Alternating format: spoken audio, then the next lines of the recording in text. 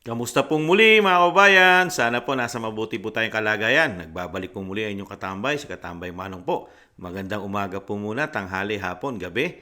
Madaling araw po sa atin lahat. Saan man sulok ng bansa o mundo tayo naroon. Naway maingatan po tayo mga kababayan. Ito po, komentuhan po natin. Nag-update po, nag-report po sa atin ng Attorney Vic po. Si Attorney Vic po ay nag-report po sa taong bayan about po sa sitwasyon po ng pinail po nila sa Supreme Court dito po sa ginawa po sa atin sa ating kapirahan ng Kongreso at Senado at syempre po ng Executive ng Pangulong Marcos kasama po ang Executive Secretary na si Bersamin ay ito po ang Attorney Vic po ay talagang pananagutin daw po niya. Kailangan po managot ang talagang gumawa po na talagang ang pera po natin ay malalagay po sa alangan kung hindi po ito natuklasan nila Congressman Ungab, dating Pangulong Duterte at syempre po si Attorney Vic Rodriguez mga katambay. Ito po, pakinggan po natin si Attorney Vic Rodriguez sa update niya po sa atin kung ano na po ang kalagayan po ng na sinampa po nilang reklamo ang BICAM report po na ginawa po ng Kongreso ang ating 2025 national budget. Komentuhan po natin si Attorney Vic. Yung mga kaawa-awang empleyado na alam ko yung empleyado ng House of Representatives, kayo po yung matitino, mararangal, honest, yung miyembro ng Technical Working Group. Subalit kinakailangan ko lang hingin ito bilang proseso sa aming pagbubuo ng kasong kriminal. Laban dyan sa kung sino man yung mga nakialam dito sa ating budget sapagkat hindi po katanggap-tanggap na 6.325 trillion pesos na pera nating mga Pilipino ay pinaglalaroan lamang ng iilang elitista at corrupt na politiko. At bukod po dyan, sumulat din po tayo. Yung sa House po ay natanggap ito kahapon ng 11 o'clock ng umaga. At yung doon naman po sa Senate Secretary, kay Senate Secretary Renato Bantug Jr., sumulat din po tayo na humihingi din po ng mga pangalan, ito po yan, ng mga miyembro ng Technical Working Group ng Senado at hinihingi nga po natin ito para naman makita rin natin sino ba yung bumubuo ng Technical Working Group ng Committee on Finance ng Senado. Dahil nga sinisisi nga nila yan Natatandaan nyo yung isang senador na naguhugas kamay, hindi raw po niya nabasa at hinayaan na lamang niya yung mga staff niya magpuno ng mga blanco. Kaya nga sabi natin, i-demote mo yung sarili mo, i-promote mo yung staff mo. Ikaw maging staff, sila maging senador, total, hindi mo ginagawa yung sagradong mandato ng iyong tanggapan bilang senador na pahalagahan, bantayan at susuriing mabuti yung pera at kaban nating mga Pilipino. Ganon din ang ating mga abogado ay nag-file po ng motion kahapon at kanina diyan po sa Korte Suprema. Hinihingi po ng ating mga abogado na makapag-issue ng subpoena duces tecum. Ano po ibig sabihin nun? Humihiling po yung ating mga abogado sa Korte Suprema na utusan ang Senado at ang Kongreso, lalo na ang Kongreso, yung mababang kapulungan, yung House of Representatives Bills and Index Service, ilabas ninyo yung enrolled bill. Sapagkat kausap ko lamang kanina si Congressman Sid Ungab, yung aking kapwa petitioner at maisog na kinatawa ng 3rd District ng Davao, si Congressman Sid Ungab. Hanggang sa ngayon ay wala pong maipakitang enrolled bill ang mababang kapulungan. Humiling na po tayo sa Korte Suprema mag-issue ng subpoena para ilabas yung original copy ng enrolled bill. Ito po yung ating motion. I-final din ito kahapon. So tuloy-tuloy po yung ating kaso, hindi po natin pinababayaan ito at ating patuloy na pinasisinungalingan yung sinasabing itong usapin sa budget ay political lamang. Hindi po. Criminal po ang pinag-uusapan natin. Hinahanap natin kung sino yung maaari na nating kasuhan ng criminal case sapagkat isa pong falsification of legislative document, isa pong usurpation of legislative authority. Ilan lamang po ito bukod pa sa violation of the RA 319, yung tinatawag po nating anti-graft law, ang ginawa nila dito sa hindi makatarungan at unconstitutional na pagpasa ng ating 2025 budget. Binabalik ko po ang usapin sa budget sapagkat ito po ang tunay na issue, hindi po yung impeachment. We're going to tackle as well the impeachment. Ayan mga tambay, napakaganda po ng report po. Hindi po tatantanan ng grupo po nila Congressman Ungab at lalo po ni Attorney Vic. Kailangan po natin sa Senado ito mga kababayan. Huwag po nating kalimutan ang team po, ang pambato po ng mga Duterte. Kailangan po natin sa Senado yan para po mabago po ang imahe ng Senado, mga kababayan. Kailangan po natin yan. Nakita po natin ang ginagawa po ng dalawang institusyon po ng Senado at Kamara. Mga kababayan, talagang krimen po yan ayon po sa Attorney Vic. At sana po maglabas po ng subpoena ang Korte Suprema na mag-utos po doon po sa hinihingi ng Attorney Vic na maibigay na po ang hinihingi po ng nila Attorney Vic at nila Congressman Ungab, yung tinatawag pong enroll bill. Kasi nakalagay po doon po sa ginawa po nila kung paano po ito nagawan ng blanco, ginawa nila mga blanco doon po sa ginawa mo po nilang BICAM report na dinala po nila sa GAB at yung pinirmahan po mismo ng Pangulo, yung GAA na naging gago, mga tambay, at naguhugas kamay na po, di ba? Nung bandang huli, narinig niyo po, naguhugas kamay na po Malacanang, di ba mga kababayan? Ano sabi po ni Secretary Bersamin? Ano sabi niya? Ni Executive Secretary? Hindi daw po sila ang mananagot. Kongreso raw po ang mananagot, hindi raw po sila. Tingnan niyo po, kung talagang sinasabi lang fake news daw po si dating Pangulong Duterte saka si Attorney Vic, di ba? Nung una, pinagmamalaki pa ng Pangulong Marcos, fake news, di ba? Paninira, talagang gusto lang daw po pabagsakin ng gobyerno niya ayon sa Pangulong Marcos, di ba? Sino ngayon ang fake news lumalabas? Nung makarating na po ang usapin sa Korte Suprema, naguhugas kamay na po sila. Ano po ang ginawa nila? Tama po yung sinasabi ni Attorney Vic, mga kabayan. Ito ang tunay na issue ng bayan. Napakalaking pera po ito. 6 trillion po mahigit ito, mga kababayan. Krimen po ito, krimen. May tuturing po ito, krimen. Di ba? Graft and corruption. Di po ba, mga kababayan?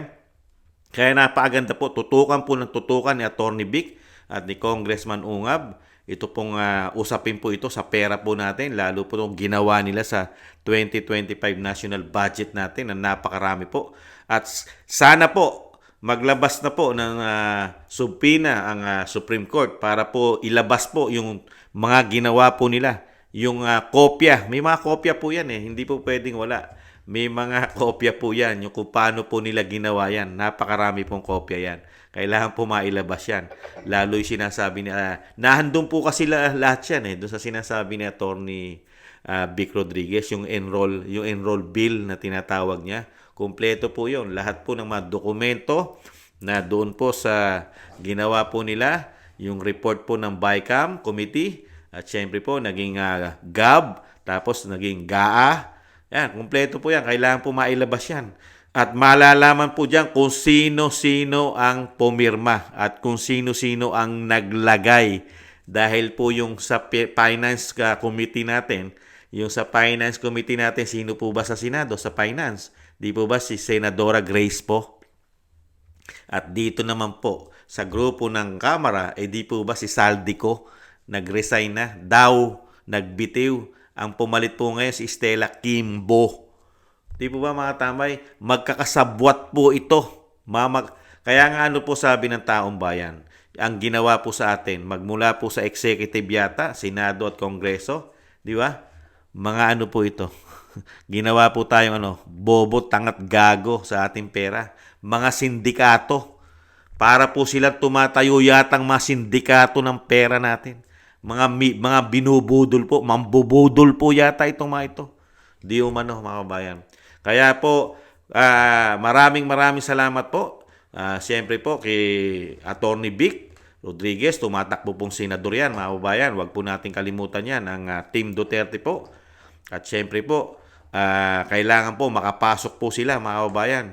Dahil kailangan po natin yan, dahil para po magkaroon na po ng fair justice po at fair investigation na po sa susunod po sa darating na 20 Congress po, mga tambay. Dahil 19 Congress, nakita po natin 19 Congress, puro patapon, mga tambay. Nakakahiya. Nakakahiya ang 19 Congress natin. Puro pera ang issue, puro korupsyon ang issue, mga tambay. At hindi lang naman po yan, mga tambay, marami pa yan. Marami pa pong dapat na litisin at buksan at imbestigahan po ang pera po ng taong bayan. Isa lang po yan. At meron pa rin po tayong aabangan yung usapin po na sinampa rin po na usapin dito po sa pera po ng PhilHealth na nababangkarote na po ang ating PhilHealth, mga kababayan. Napakalaking pera din po yan, mga kababayan. Kaya po dito, congratulations po Attorney Vic. Kailangan ka po ng bayan, lalo-lalo po siyempre si Congressman Ungab. Kailangan po yan sa Kongreso. Yan po ang isa po yan sa mga hindi pumirma at hindi nasilaw sa malaking halaga na tinatapal po ng sinatawag na tambaluslos, mga tambay. Ang grupo ng tambaluslos, yun na, mga tambay, napakabilis pa po nila nag-impeach. Kaya lang, ang matatalinong tao, ang ginawa nilang impeachment sa Vice President ay sablay. Sablay. Meron nang nagsalitang mga dating Associate Chief Justice o Associate Justices sa Supreme Court, di ba? Sa pangunguna po ni, I think, Carpio po yata yun. Si Associate Justice Carpio, nagsalita na po na talagang sablay ang ginawa po nilang proseso na impeachment sa Vice President. Sablay naman talaga. Hindi nga raw nakarating yun eh. Ayon mismo sa kapatid na si Congressman Pulong at nung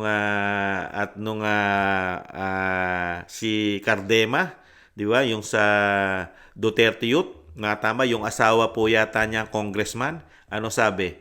Yung ginawa nila doon sa Kamara, minadali nila. Meron ba naman pangalawa sa pinakamataas na leader ng bansa ni hindi mo man lang pinatawag para masagot niya yung mga paratang nila para ma-impeach ng Vice President. Hindi man lang nakarating sa House Committee Injustice nila, mga tambay. Ibang klase. Sa loob lang na isang araw, mga tambay, tapos na-impeach na nila sa Kamara. Unbelievable. Tapos dito po, tutukan po ninyo ng tutukan Attorney Vic. Nasa likod nyo po ang taong bayan dahil iyan po ay pera ng taong bayan. Ang nagliligaw lang po sa issue na ito at pilit pong ayaw nilang buksan ang issue na ito. Siyempre po, nandiyan po ang mainstream media. Hindi naman lahat. Mainstream media, pilit po nilang pinagtatakpan yata at nililigaw ang issue po ng 2025 national budget at pilit pong dinadala ngayon sa issue na walang kakwenta-kwenta na impeachment ng Vice President. Kaya nga sabi ng Vice President, mas masakit pa, iwanan ka ng jowa mo. Yung jowa mo, kaysa ma-impeach ka ng walang kakwenta-kwenta impeachment ng representative, ng House of Representative, mga katamay. At nagbitaw na rin po ang ating Vice President dahil nakikita niya ang nangyayari po sa pagpapatakbo po ng bagong Pilipinas.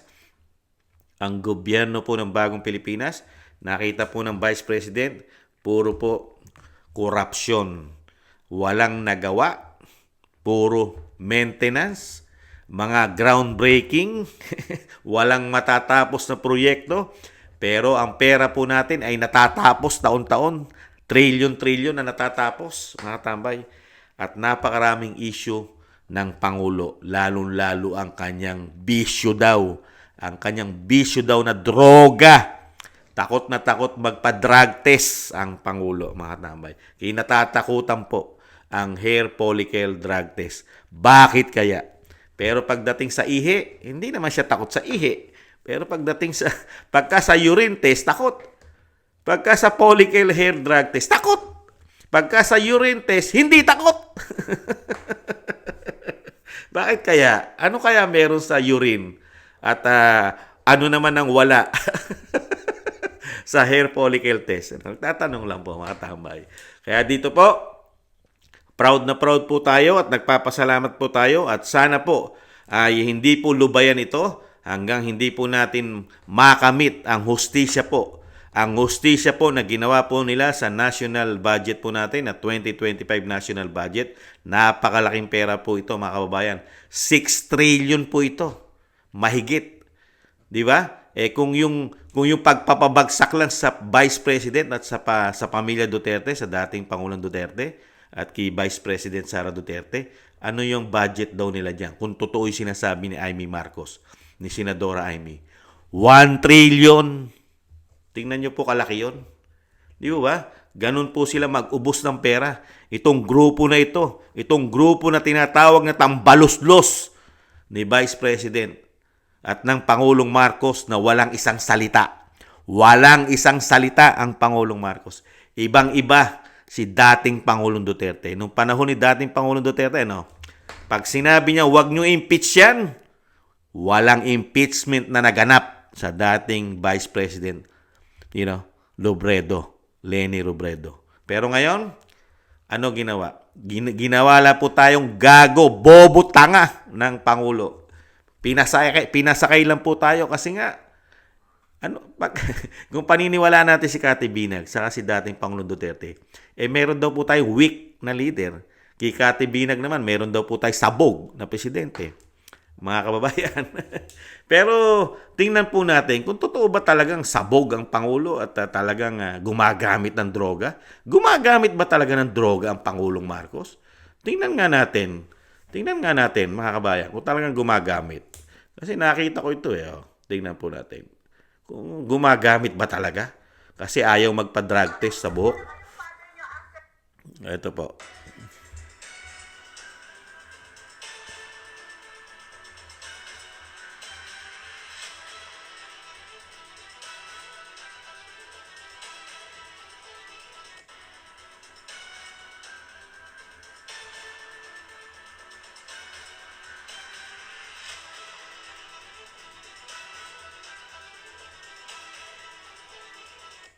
Gumagamit ba mga kababayan? Sa tingin nyo po, gumagamit po ba ng droga ang Pangulo, mga tambay? Ano po sa tingin nyo? Malabo lang mata ko mga tambay. Hindi kaya malabo lang mata ko kasi gumaganon Gumaganon. Ganon din po yung iba. Pati po yung gobernador po na anak ng Senadora Amy Marcos. Tingnan din po natin. Yung anak po ng Senadora Amy Marcos. Tingnan po natin. Governor po ito. Na Ilocos Norte po yata. Tingnan po natin.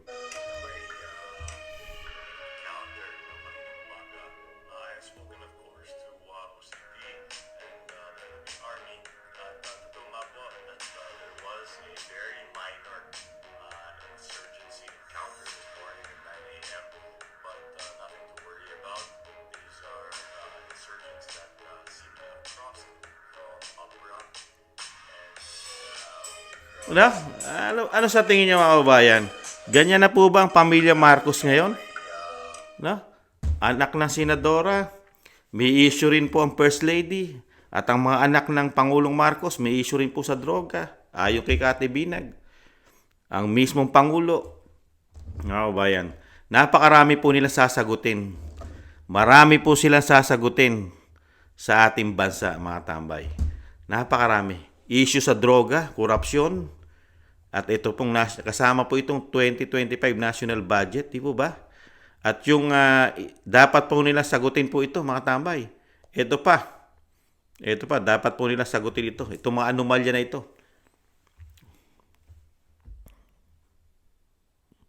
Grabe po yan. Ano po yung mga sasagutin pa nila? Lalo po pag hindi na Pangulo ito, mga tambay, ang Pangulo Marcos. Yung gold po, yung gold natin sa ating Bangko Sentral ay hindi po bababa sa 129 billion. Yung GSIS, 62.5 billion. Yung SSS, 62 billion. Yung LBP, ito po yung bangko po natin to, ay 62 billion.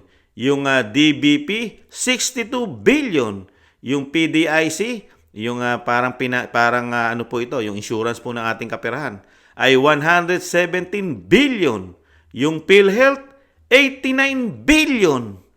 At yung flood control, 500 billion. Yung airport, yung pinagbentahan po natin, ano kaya nangyari doon? Yung facility natin, San Miguel na may-ari, billion po yun. At yung issue po sa loto, mga tambay, ano na po kaya nangyari doon? Issue sa loto. At yung siyempre po, yung Maharlika Investment Fund, mga tambay. At marami pa. Puro pera po, puro billion po ang mga natuklasan po ng mga Pilipino at ng mga ng dating Pangulong Duterte at ni Vice President Sara Duterte. Yan lang po mga kababayan. At mga kababayan, huwag po nating kalimutan, straight po tayo sa Team Duterte, lalo-lalo po siyempre, yan, si Attorney Vic, nandiyan po ang ating mga pambato, sila Attorney Bondok, siyempre po, nandiyan po si Congressman Marcoleta. At marami pang iba mga tambay. 8 po yan, yung straight natin. Bahala na po kayo mga kababayan, doon sa idadagdag nyo. Huwag lang po yung mga basura, mga nagpayaman po. Nagpayaman po, gamit po ang ating pera mga kababayan. Maraming salamat po. Mabuhay po kayo, Attorney Vic. At kayo po ay nasa katotohanan. At ang ating bansang Pilipinas ay hindi po malubog sa kumunoy. Maraming salamat po sa inyo. Nila dating Pangulong Duterte, Vice President Sara Duterte, at syempre po ni Congressman Ungab. Maingatan nawa po kayo. Kasama po kayo sa aming mga dasal. Maraming salamat po sa gusto po ng ating tambayang makabayan sa YouTube at TikTok. At ganoon din po sa mga nagko-comment, like, share, and subscribe. Maraming salamat po mga kabayan. Sa muli, ingatan po tayo. Paalam. Bye-bye.